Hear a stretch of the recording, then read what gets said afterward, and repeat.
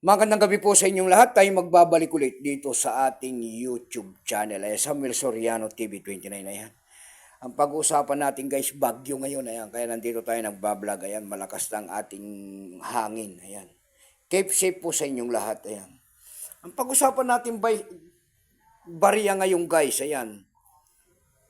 Ito po ay year 1995. Ayan, nakapalog po yan sa BSP series. Ayan.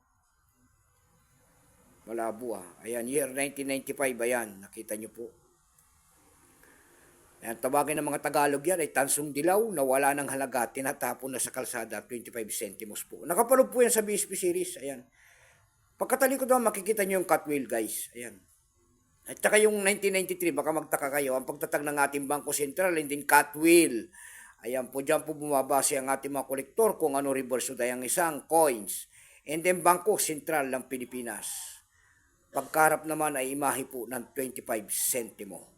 Year 1995 yan. Nakapalog po yan sa BSP series guys.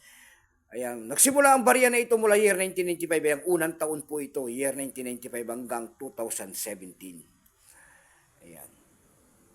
Tignan natin ang presyo niyan guys kung magkano ng kanyang bintahan ito. Pero ang hinahanap natin dito ay year 1996. Ay year 2006. Ayan.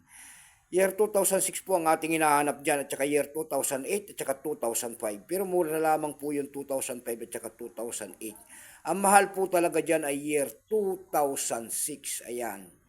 Nasa, kung maganda po na kondisyon po, ayan, magandang coins nyo po ay nagkakahalaga yan ng 1,000 pesos pataas. Ayan. Ito pong year 1995 na ito po ay 38%. Ayan, 38% po. Wala pa pong may pakita ang ating Bangko Sentral kung ilang piraso pong ginawa sa barya na yan. Ayan. Pero price appraisal na po yan doon sa ating numista.com. Ayan, binigyan na po ng presyo.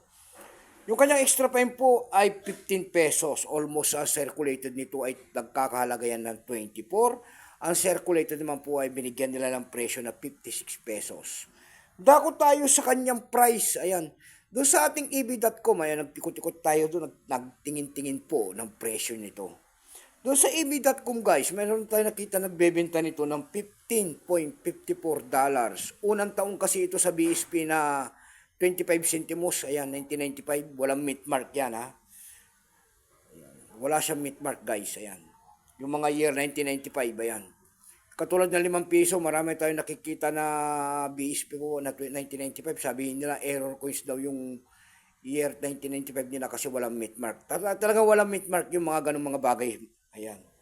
Mag-research po kayo para malaman nyo po yung mga coins natin. Ayan, hindi yung sabihin nyo na error coins. Ayan. Sa eb.com po, meron tayo nakita nagbebenta nito ng $15.54. Nasundan po yan ng $5.58. Yung pinakamababa po ay $4.90. Dako naman tayo sa Carousel PH. Yan ang sinasabi ko guys. Sa Carousel PH guys, ayan, nakakita tayo nagbebenta doon ng 150 pesos. Sabi niya walang meat mark. Ayan, yun ang sinasabi ko sa inyo. Wala talaga meat mark itong mga year 1995 katulad ng 5 pesos po. Ayan, wala talaga silang meat mark.